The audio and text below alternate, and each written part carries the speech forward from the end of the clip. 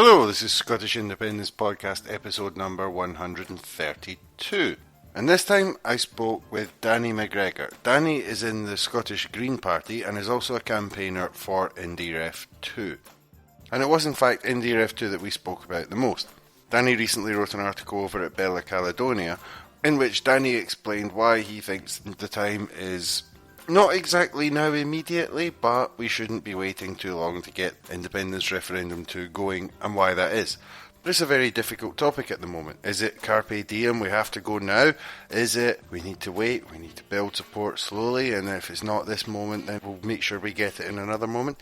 Could it even be blocked? There's a lot of things to think about in this, so we talked mostly about that. Then we just had a little, shall we say, riff about Westminster. Finally, before we get to the interview, back in episode 129, when I brought you some interviews recorded live at the March for Indy, I didn't quite include all of the interviews I had because they were actually in another folder on my MP3 voice recorder. So, at the end of this episode, you'll be able to hear a few more of the things that people were saying at the March. So, here's the interview. I'll have a wee word with you after that. Hi Danny, how's it going? Yeah, I'm good. Thanks for having me on. What have you been up to this morning? Not a massive amount, maybe trying to think about what I'm going to say in this podcast. Alright, well, the first thing that we're going to come to is the article that you recently had on Bella Caledonia, which I thought reflected an interesting point that we're at in the whole independence debate at the moment. And there's really two schools of thought about independence referendum 2, and as you're a campaigner for that, could you explain what those two schools of thought are before we get to your opinion on it? Yeah, I mean, for me, a big part of this is the question of timing. And there's a school of thought which is kind of saying that this is inevitable, that we'll get a second independence referendum. And so there's not the same sense of urgency that others in the independence movement might be arguing for. And what I'm trying to do is to argue for a situation in which we have some kind of timeline so that we do get a second independence referendum, and so that there's a grassroots campaign to push that forward. And do you mean that in the sense of we should be pushing for it immediately? No, for me, the key argument that I'm trying to make in the article is that if we wait too long, we just might not see a second independence referendum. And I guess you could split this down to people who are arguing that we should have this maybe in the next parliamentary term, because people are assuming that the SNP or pro-independence parties will again form a majority, or people who are arguing that we can wait until the tail end of this parliamentary session. And I'm arguing against both of those positions and saying that maybe a timeline of around 2018 might make more sense. And there are a number of reasons for that I'm quite happy to go into as well.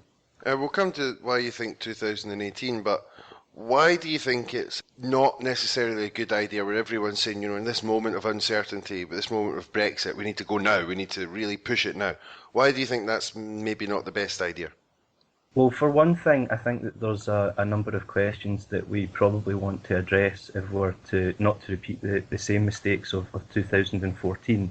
I think that there's a real energy around this question at the moment, and I think that we want to start the campaigning as soon as possible. But I also think that we do need a good run at this in order to convince soft or no voters of the arguments for independence, and that we can use that as a lever for the kind of social and economic change that we want to see in Scotland. So you don't think the jump in the polls has been enough?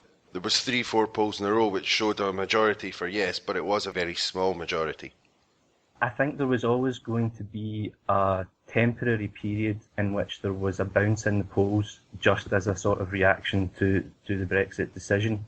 What I think is a more long-term factor is that no voters might be more willing to listen to our arguments now. And so that's only something that will come from campaigning and from starting to take on some of the arguments around what independence would mean. Are there any specific ones you were thinking about? I mean, the one that always comes up is currency. Yeah, I mean, one of the things that's really positive is that we've come some way since the last referendum, I think, in starting to discuss this question. So there are a number of currency options that I think could be adopted. I think what Common Wheel, for example, are now suggesting is that we could have a new currency that was pegged to sterling initially, and that might be one way that we could take that forward. So it's good that research is underway on these questions, and I think that puts us in a much stronger position when these debates inevitably resurface. Yeah, the next episode of this is with the guy who actually created that paper. But just to go back a moment, there's that idea. Some people were saying we should have it now. Also, there's a very...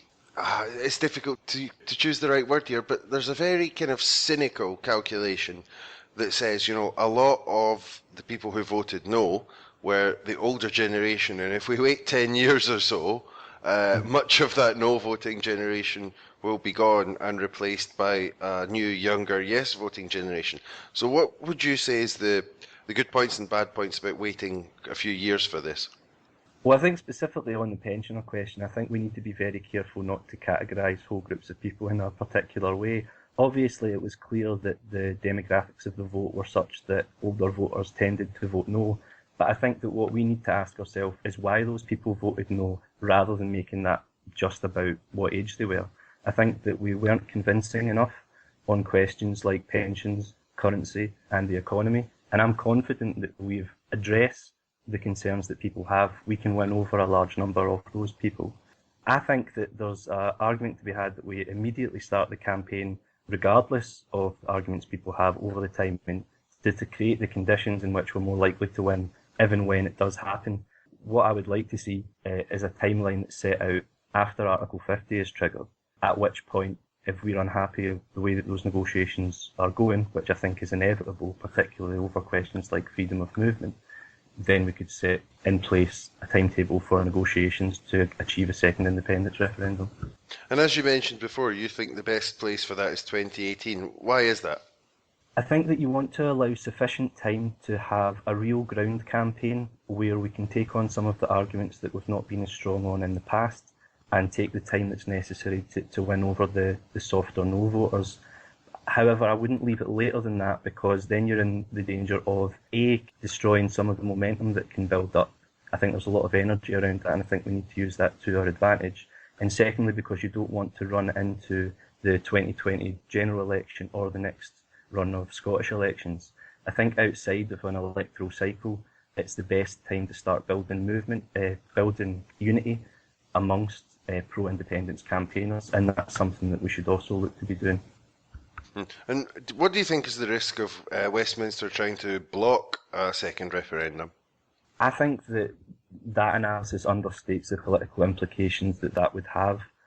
For one thing, Ruth Davidson herself has actually said that would be a seriously bad idea, and given how well the SNP did in putting forward a sort of anti-austerity message at the last UK election, I think that that's something that the Tories would probably be reticent to do, given how much of a platform it would give the SNP to talk about the lack of democracy from Westminster. I don't think that would be a wise option, let's say. Yeah, it seems that a lot of Scottish Labour and Scottish Tories have said that they think blocking it would be a bad idea, but some of the UK-based ones have said no, it wouldn't be a bad idea to block it. Absolutely, that's right, and that's a dynamic that goes on. I mean, at least what you can say about that is that it will create divisions and debate within their own organisations, and that obviously makes a default no, you're not getting one much less likely. I don't think it's a tenable argument to make if the people of Scotland go to Westminster with a demand for a second referendum for them to say that you're not going to get one. Apart from anything else, the first independence referendum has set surely some kind of precedent that it's up to the people of Scotland to decide if and when they're going to get a second referendum. And just because you're a member of the Green Party, I'd just like to ask you about the Green policy there, the million signatures thing. Where do you stand on that, and where does the party stand on that at the moment? Because since that idea was first mentioned, I think the ground has moved significantly. Absolutely, it's a constantly changing situation, and I think over the coming months before the October conference, there's going to be a series of discussions at branch level where we start to go into the sort of fine detail about what that campaign might look like. So that's something that's an ongoing process, and I think that at the October conference, it'll be a lot clearer at that point. And so there's to be some sort of policy announcement after that, probably. Yeah, I think that is the point at which we will kind of launch the sort of Green Yes 2 campaign, if you like. Oh, should be interesting because I thought the million signatures idea it was slightly unusual in that then they had the Westminster election and the Holyrood election, and with more than 50% of people voting for independent supporting parties, even if not necessarily supporting independence itself, I think that's enough of a mandate already. As I say, I think that's something that's going to be discussed in the coming months. And like you said, Brexit has tangibly changed the situation for a great number of people. It was the only clause in the SNP manifesto that explicitly stated the right to a second referendum. And I think that because nobody was expecting the Leave vote to take place, I think it has concretely changed the circumstances. We wouldn't be having this discussion if that vote hadn't taken place. Just to stay on the independence referendum 2 idea, what do you think of the thing that people say we should be waiting for at least 3-4 months, even longer, where yes has a sort of 60% in the polls before we even think about it? Do you think that is too cautious?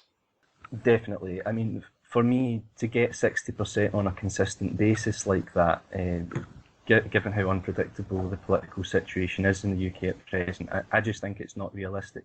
And for me, the greater danger is that that magic moment never arrives and that we never end up getting the chance for the second referendum. So I would caution very heavily against that. Obviously, in the short term, we want to get the polling up as much as we possibly can, and we need that campaign to start as soon as possible. But to wait for a 60-40, I think, would be a serious mistake. It's really a rock and a hard place thing, because if you go too soon, then there's the risk of losing it, and if the loss of a second referendum would be extremely bad. But if you wait too long, then the desire for it could dissipate a little. Although I think with another 10 years of Tory austerity ahead of us, perhaps the desire for it could increase. It's a difficult thing to say exactly what's going to happen. I mean, one thing that I would caution against is the idea that we're always going to have a pro-independence majority in the Scottish Parliament. I think these are things that can change. And on the idea of opportunity at the moment, what you've got is a situation in which the Tories don't have a short-term, let alone a long-term economic plan. And in the context of discussing Brexit and the inevitable divisions that will bring within the Conservative Party, I think we should maximise our advantage and start gathering our forces for a second independence referendum now. Who's going to argue the no vote at the moment?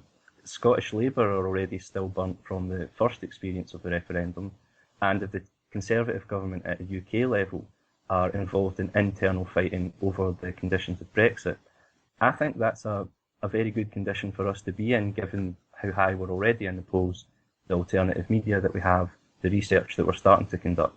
I think this is winnable, and I think we need to go for it while the opportunity is there. And yeah, that's an interesting point there, because although we talk about it often on the podcast, but the media is an interesting part in this. And like you said earlier on about we need to be very careful about thinking about why so many of the older generation voted no. But one of the reasons, I think, is the fact that in general, I'm not talking about everyone, there are many exceptions, but in general, older people tend to consume mainstream media, the newspapers and the television, whereas younger people tend to use social media more. So that media question is still going to be there. Or do you think after Brexit, some of the media might be a little bit softer on the yes side? There's a possibility that that would be the case, but given that we're talking about the British state, I'm not sure how much I would rely on that. I think you're right about the alternative media outlets being something that's used by younger people predominantly. That's obviously true. And I guess what that is a warning not to focus only on those outlets and to try to get our message out to alternative media outlets, to mainstream media outlets wherever possible. Admittedly, that's difficult terrain. But I think that if we don't do everything that we can to try to get our message out to those outlets as well, we're not going to reach the kind of people that we maybe need to win this vote. And of course, this is all combined with a ground campaign where we'd be able to have direct conversations with those same people. Mm. Yeah, because I think we can't count on the mainstream media to be nice to, is it? So, no. And the specific question on the pensioners again. I mean, you'll remember how much lies there were told about pensions and stuff, even though letters were sent from the pensions department saying pensions will not be affected. That wasn't the story in the newspapers. Yeah, absolutely. And we can expect more of that